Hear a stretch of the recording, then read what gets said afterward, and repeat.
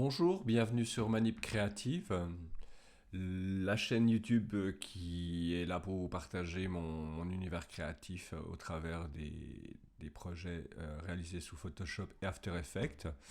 Je voulais revenir en fait sur une de mes créations, euh, Isaïn Guan, développée sous After Effects. Je vous laisse découvrir déjà à quoi ça ressemble.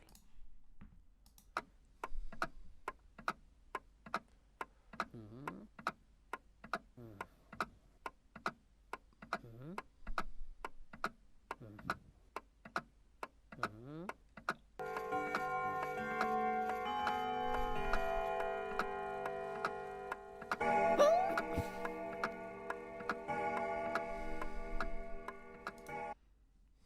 Voilà, donc voilà, cette petite création a été réalisée sous After Effects.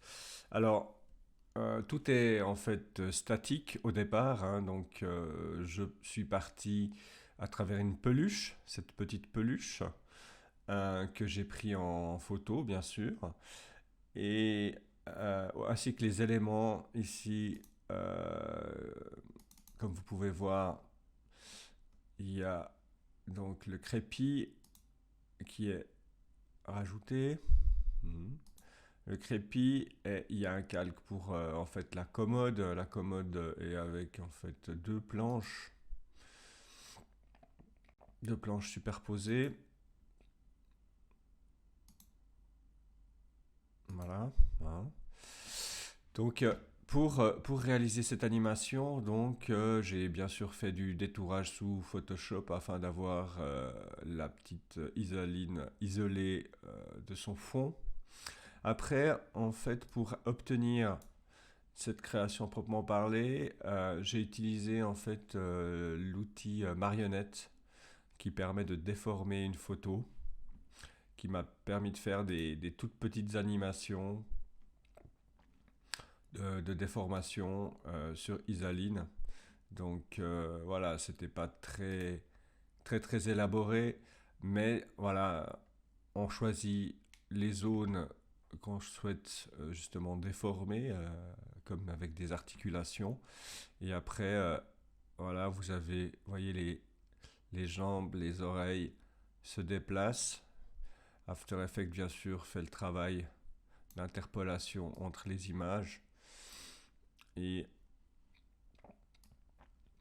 voilà, ça c'était un peu un mouvement répété, comme ça. Il y avait aussi le petit ventre qui se déformait, hein.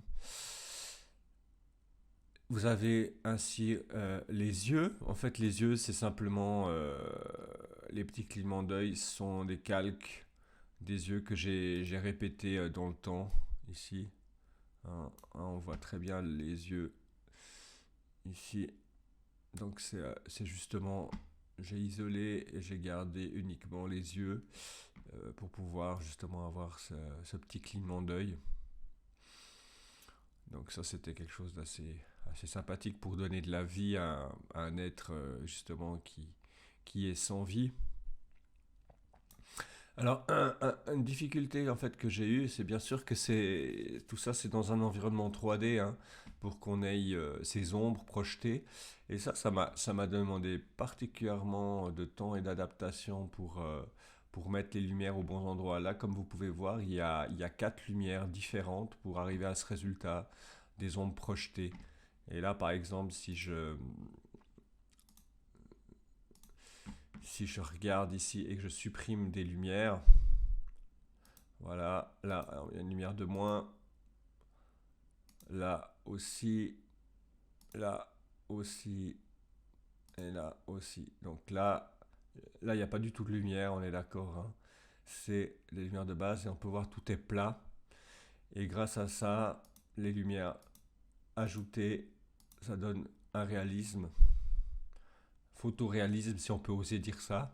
Et après, bien sûr, quand vous pouvez regarder, c'est que si on tourne,